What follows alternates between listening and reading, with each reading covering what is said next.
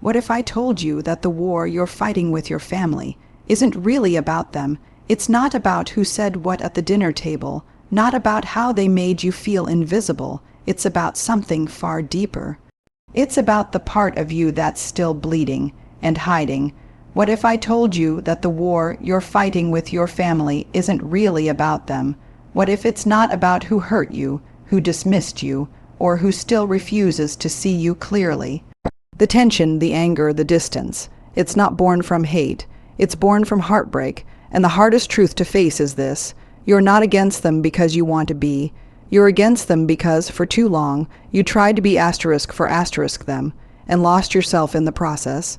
You're not in rebellion, you're in recovery. Think back to the moment you first felt misunderstood. Not just disagreed with asterisk, misunderstood asterisk. Maybe you were told you were too sensitive, too emotional, too dramatic. Maybe you were taught, implicitly or directly, that being fully yourself made things harder for the family, so you adapted. You started reading the room before you entered it. You started holding back pieces of yourself because you believed, even as a child, that it was safer to be less. That's not defiance. That's survival. That's a young person learning how to shrink in the hope of finally being accepted. And yet, shrinking never brought you closer to them, did it? It just made you quieter. It made your spirit dimmer. And then, one day, you looked around and realized the version of you they loved wasn't even real. It was a filtered version, a carefully edited version, one that didn't challenge, didn't express too much, didn't threaten their comfort. That's where the anger comes from now. It's not just about old arguments or painful words. It's about the years of being unseen, unheard, unheld. And what do you do with that kind of grief? You put up walls, you pull back, you go quiet, not because you're cold, but because you've exhausted every other option. You see, most people don't become distant because they stopped caring. They become distant because they cared asterisk too much asterisk for too long. You reached a breaking point. You realized you couldn't keep sacrificing your emotional safety just to keep the peace. So now, when they call you difficult or say you've changed, what they're really saying is, you stopped being easy for asterisk them asterisk. But here's the deeper truth. They never learned to love all of you, just the parts that were convenient. And that realization, that's devastating, because no matter how independent you are now, some part of you still wanted that connection, that unconditional presence, that safe place to land. This isn't about blame. This is about reality. It's about recognizing that the environment you came from didn't know how to hold space for your full humanity, and maybe it's not their fault. Maybe they were broken too. Maybe they did the best they could with what they had. But understanding that doesn't erase the impact. You still carry the weight of what was never given. And when you try to explain this to people on the outside, they often don't get it. But they're your family, they say. As if biology should be enough to overlook betrayal. As if loyalty should silence your need for respect. You're not against your family. You're protecting the parts of yourself they couldn't see, wouldn't see, or refused to honor. And that kind of protection, that's sacred. That's not bitterness. It's boundaries. That's not rejection. It's reclamation. You are not the villain for no longer contorting yourself to make others comfortable. You are simply waking up to your worth. And waking up will always feel like rebellion to those who are still asleep. For years, you've been silent, and you've told yourself that silence was the price of peace. You've navigated family dinners with a tight smile, answered questions with one-word responses, and swallowed your thoughts before they ever reached your lips. It wasn't cowardice. It wasn't weakness. It was survival, in a space that felt unpredictable, where emotions were volatile and judgments came swiftly. Silence was the only tool you had to keep from being torn apart. It was a defense mechanism, a shield. The quiet was your safe space, even if it was temporary. But over time, silence starts to become a prison. What once felt like a necessary shield now feels like a trap. You're stuck in a cycle where your voice is always muted, your thoughts never fully expressed.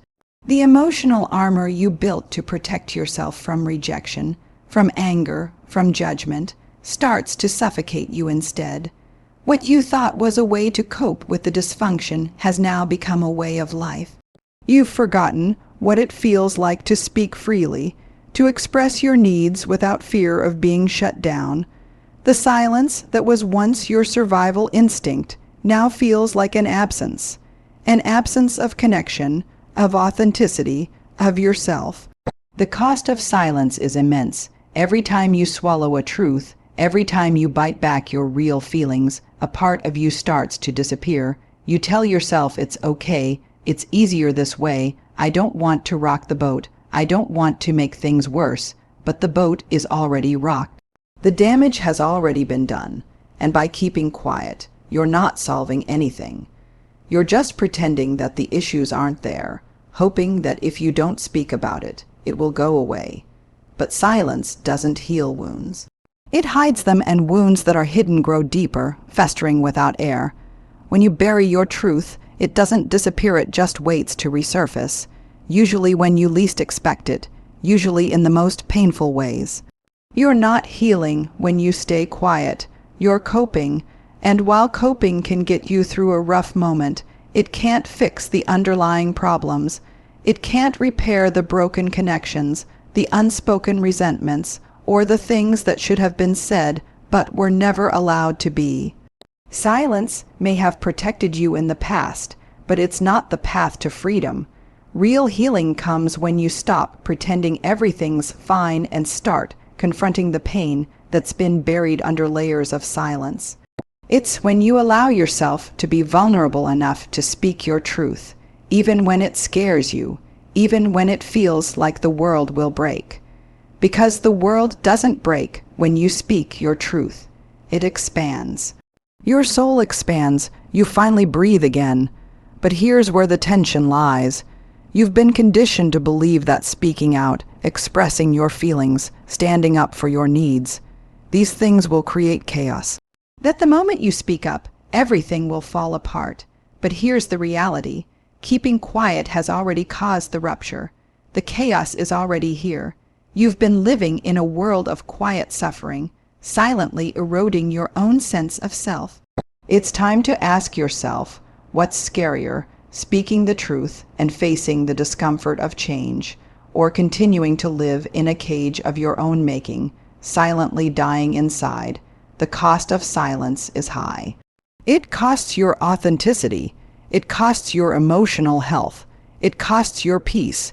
This isn't about creating conflict for the sake of it. This is about honoring your voice, the voice that has been waiting to be heard. You were never meant to live in silence. You were never meant to shrink yourself down to make others comfortable. The quiet that once protected you now holds you captive, and there's only one way out: to break the silence.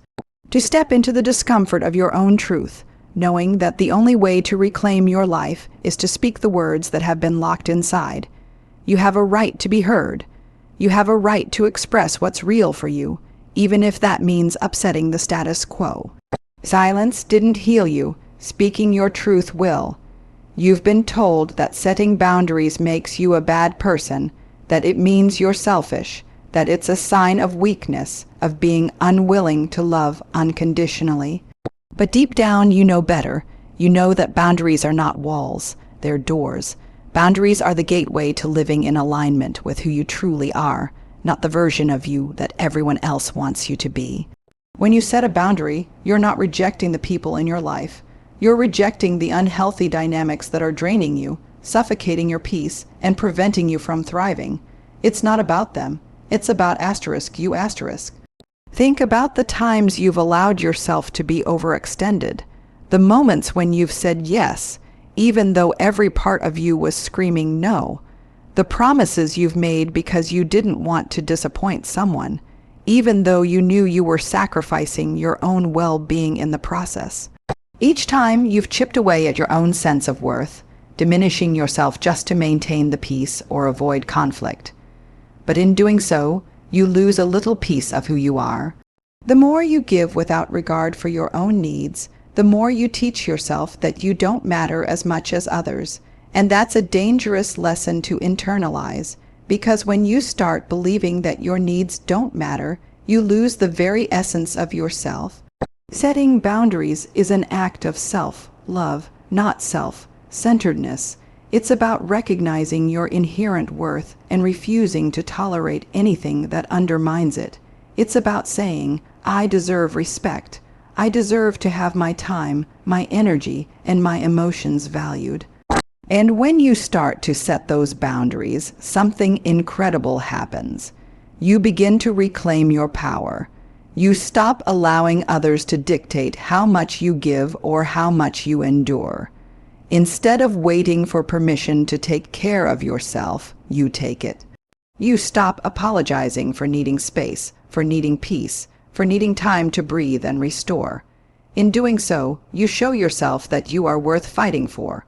Of course, not everyone will understand or appreciate the boundaries you set. Some people will push back. Some will call you selfish. Some will guilt you, manipulate you, or try to convince you that love means sacrificing your own needs. But here's the hard truth. These people have not yet learned what love really is. Love is not about giving until you break. Love is not about allowing others to walk all over you because you're afraid of conflict. Love is about mutual respect. Love is about honoring each other's needs and recognizing that both parties deserve to feel heard, seen, and valued. And when someone tries to make you feel bad for setting a boundary, what they're really doing is trying to manipulate you into abandoning your self-respect to fulfill their needs. That's not love, that's control. So, you'll have to get comfortable with the discomfort of setting boundaries, especially when those around you resist them. But remember this, the discomfort you feel in the moment is nothing compared to the long-term pain of allowing toxic relationships or unhealthy patterns to continue unchecked. Every time you let someone overstep your boundaries, you are reinforcing the idea that your needs don't matter. You are teaching yourself that your peace isn't worth protecting. But the truth is, your peace is everything. Without peace, you're nothing. And without boundaries, there is no peace. You deserve to create space in your life for joy, for connection, and for the things that nourish your soul. And that requires you to stand firm in your boundaries, even when others resist them. Setting boundaries is not a betrayal of those you love. It's a gift to them. Because when you protect your own well-being, you are able to show up as your best self, as your most authentic self. And that's the version of you that people need. That's the version that can love, connect, and give in a way that's healthy and sustaining. So stop believing the lie that setting boundaries makes you a bad person. Stop believing that loving others means sacrificing yourself.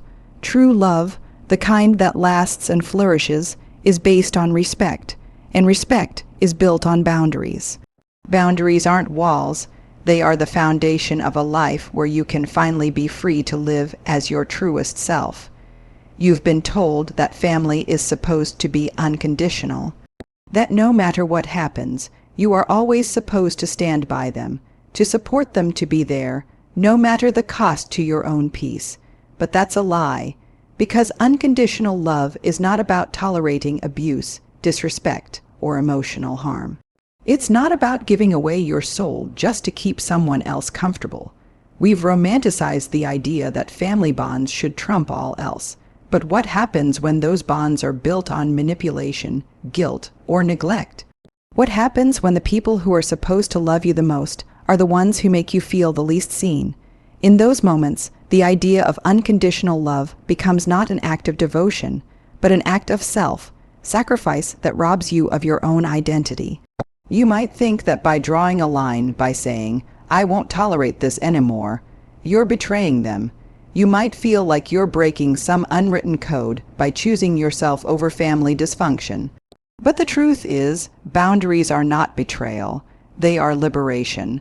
Setting boundaries with your family is not an act of cruelty. It is an act of clarity. It's about being crystal clear that your mental, emotional, and spiritual well-being are just as important as anyone else's. Family is supposed to be a space where you feel supported, understood, and nurtured. But when that space becomes toxic, when it's filled with drama, judgment, or neglect, that's when you need to say no. The moment you allow yourself to be mistreated in the name of family loyalty, you are not serving them. You are serving your own fear of abandonment, of being seen as ungrateful, of losing the illusion of connection.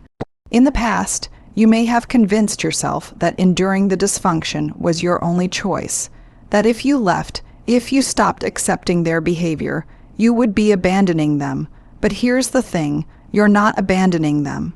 You're abandoning the idea that your worth is measured by how much you tolerate. You're not rejecting them. You're rejecting the narrative that you should allow your soul to be chipped away just to keep them comfortable.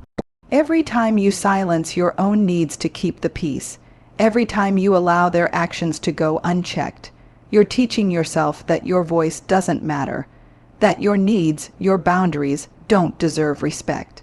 But when you finally stand up for yourself and say, "I will not allow this," you begin to teach yourself and others that your peace is sacred, that you are worthy of kindness, love, and respect, not because of your bloodline, but because you are human. The fear of being labeled selfish or disloyal can hold you captive. You may fear that by asserting your needs, you'll create distance, and that distance will turn into permanent separation. But here's the hard truth. If setting boundaries creates distance, it's because that distance was already there. It was just hidden behind the false hope that things would change if you kept quiet long enough. The dysfunction that exists in a family doesn't disappear when you stop speaking up. It festers, it grows, and while the fear of losing relationships is real, the reality of staying in toxic dynamics is far worse. You're not losing love by setting boundaries. You're clearing space for a love that is reciprocal, supportive, and healthy. Love isn't about suffering, it's about connection, and connection cannot thrive in a space that lacks respect and understanding. Let's be clear, boundaries are not about pushing people away. They're about teaching people how to treat you. You're showing the world and your family that you will not tolerate behavior that undermines your sense of self-worth. You're showing them that you're worthy of peace, worthy of honesty, and worthy of love that doesn't come with strings attached. Boundaries allow you to show up as the best version of yourself, the version that is whole, grounded, and free. When you are able to set boundaries, you stop giving from a place of depletion. You stop handing away your energy to people who aren't invested in honoring you. Instead, you conserve your energy for the relationships that uplift you, that bring you joy, and that nourish your soul. By protecting yourself, you are protecting the ability to love without bitterness, without resentment, and without fear. And yes, there will be those who don't understand. There will be those who call you selfish, or who accuse you of being cold or ungrateful. But their inability to understand your boundaries is not your responsibility. You are not here to manage their emotional responses. You are here to protect your peace, your well-being, and your truth. It's a painful process, no doubt. You might feel guilt. You might feel fear. But these feelings are temporary. What lasts is the peace you will cultivate when you stop compromising yourself for others' comfort. What lasts is the freedom to be unapologetically yourself, without the weight of guilt or shame hanging over your head, and that is the most liberating gift you can give yourself. Boundaries are not walls to keep others out. They are foundations to keep you rooted in your own strength. You've spent years convincing yourself that the pain you feel is a reflection of something wrong with you, that you are somehow unworthy of the love, understanding, and acceptance you crave from your family. But what if I told you that the truth isn't that you're broken, but that the love you've been seeking wasn't truly love at all? It's easy to believe that the dysfunction in your family is your fault, that somehow you're the one who's too much, too emotional, too demanding.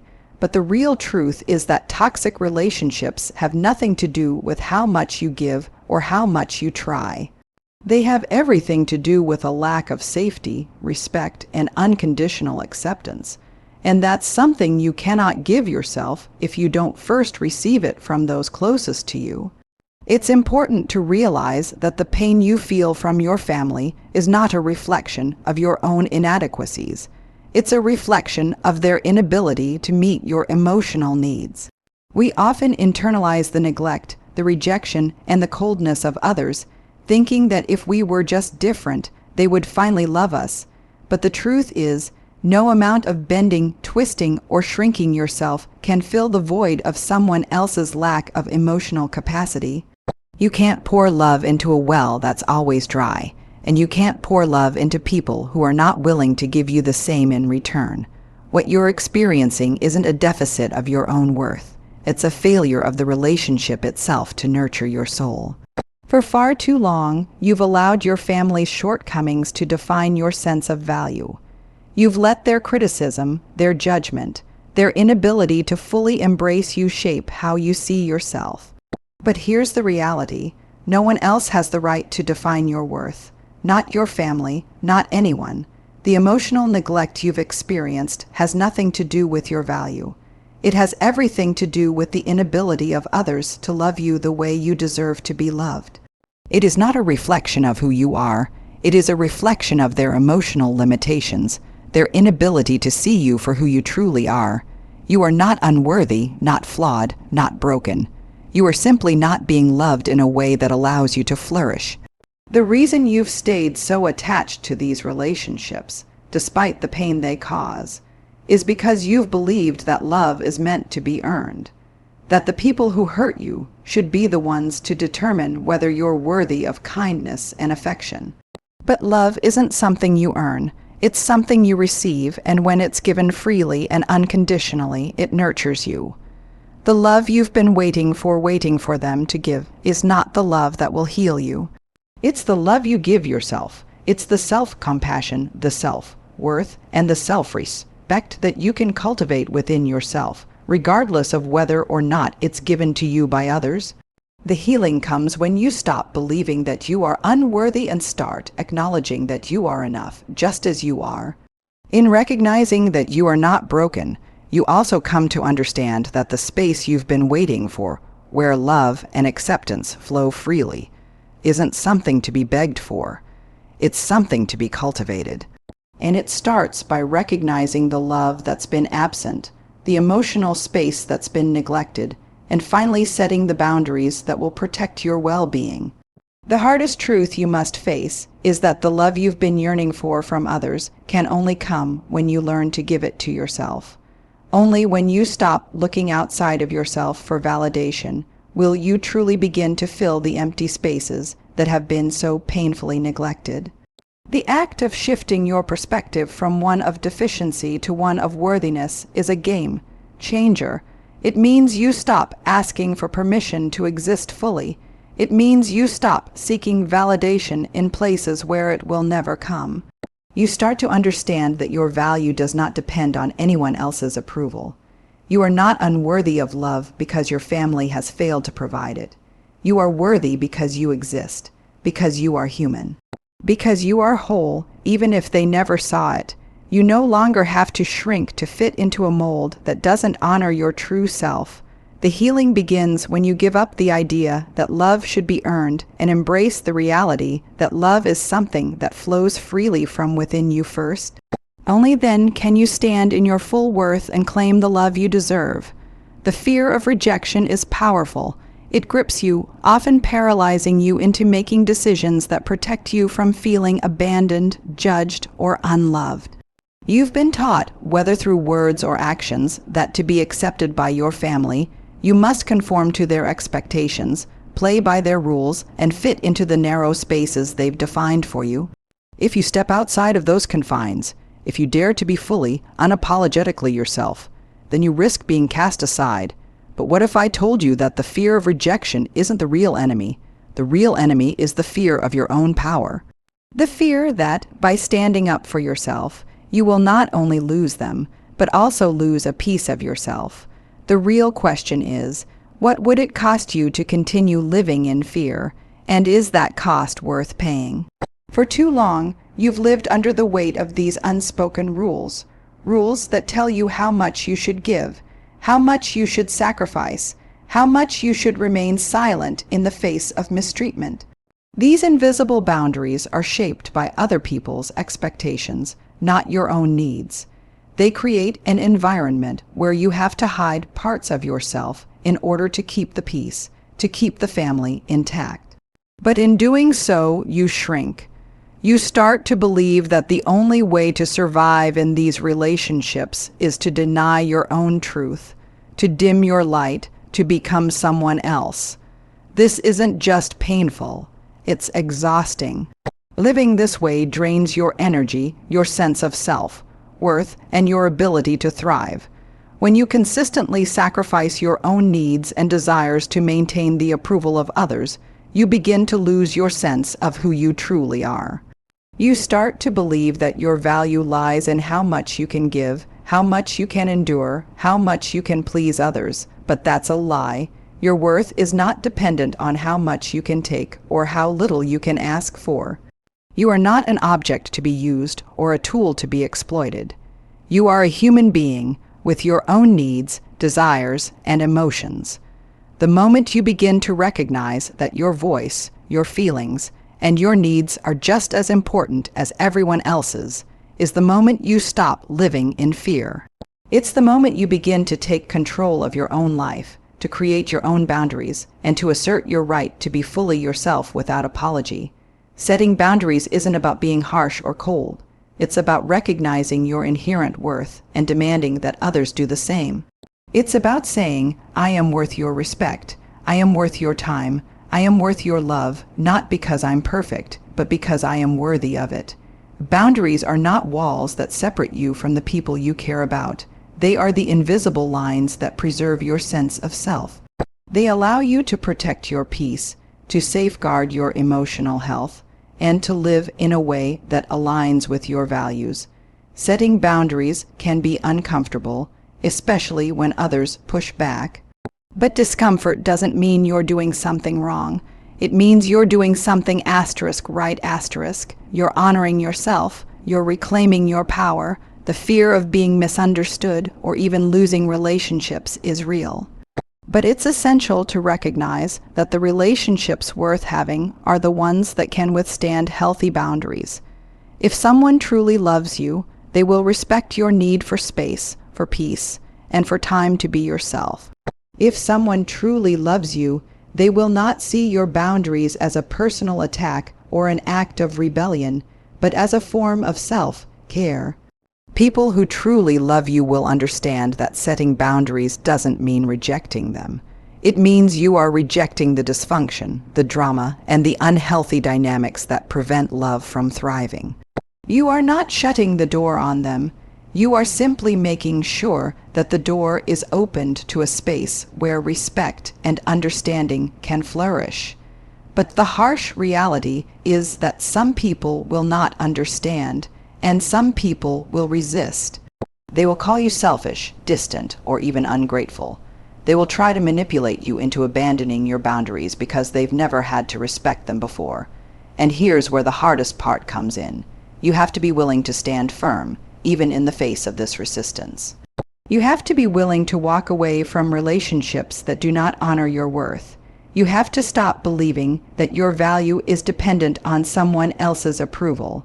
When you choose to set boundaries, you choose to value yourself more than the approval of others. And that is not selfish. It's self-respect. It's the courage to protect your peace, your integrity, and your soul.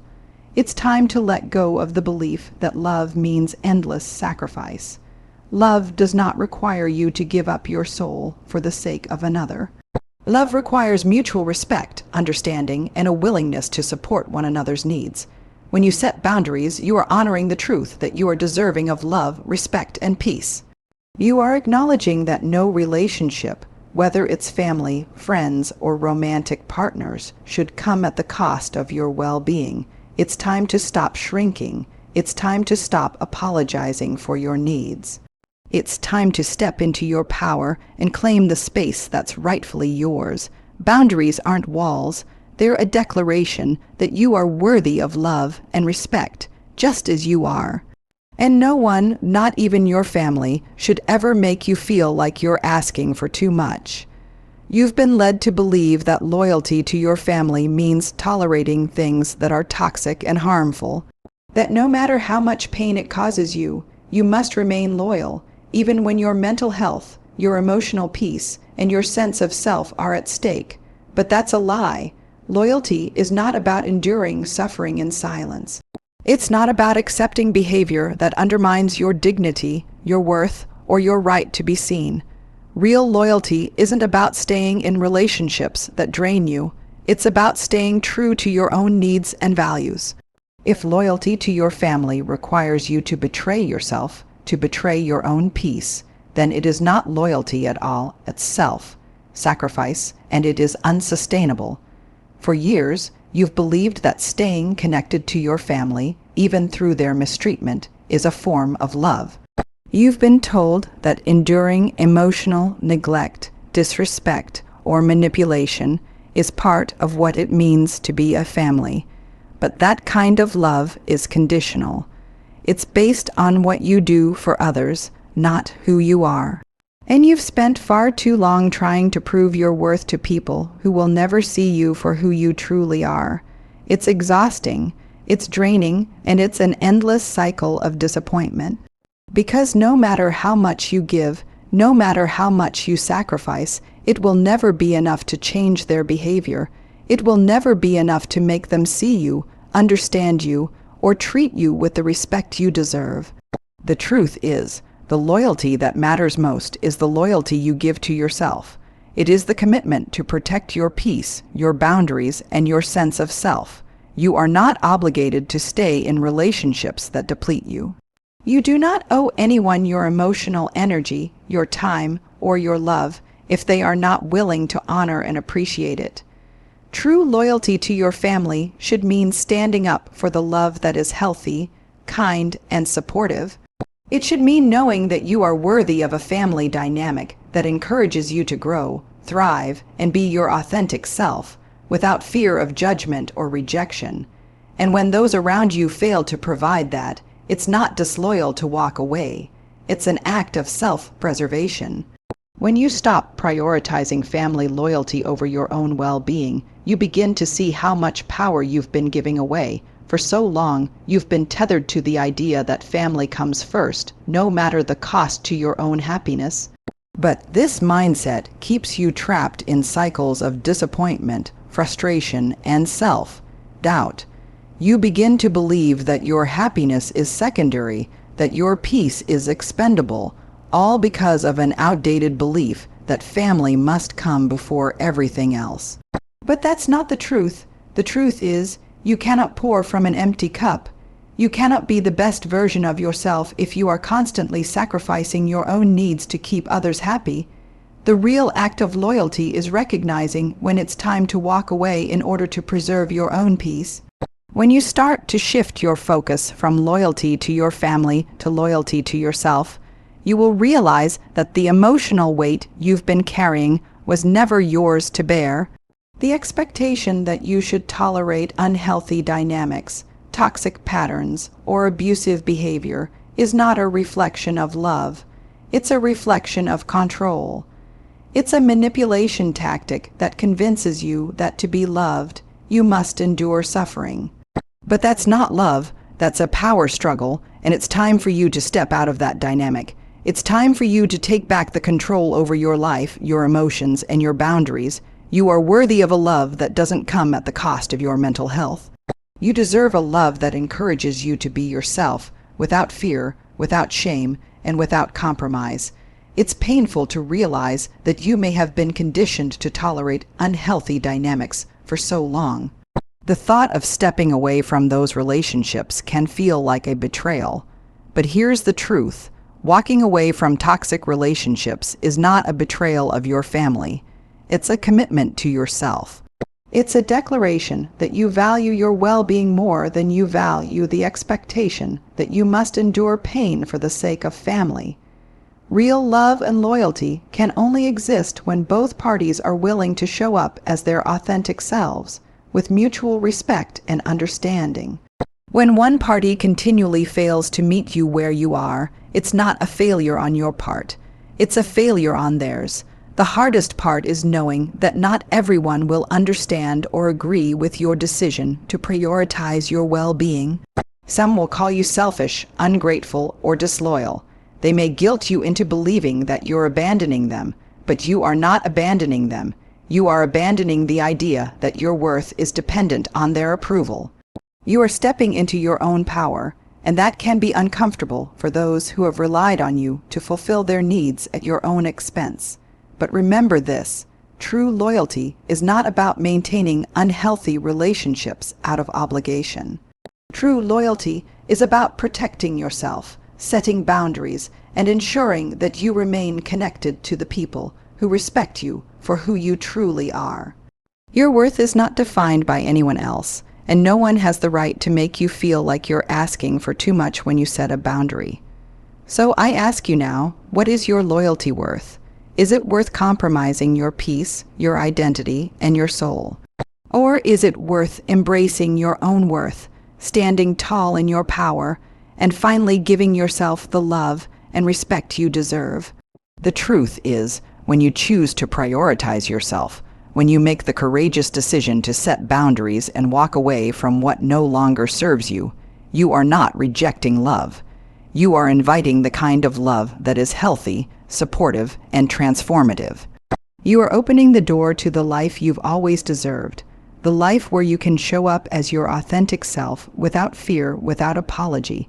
And that, my friend, is the most powerful form of loyalty you can ever offer yourself. Never forget, you are worthy of peace. You are worthy of love. You are worthy of the life you desire without compromise.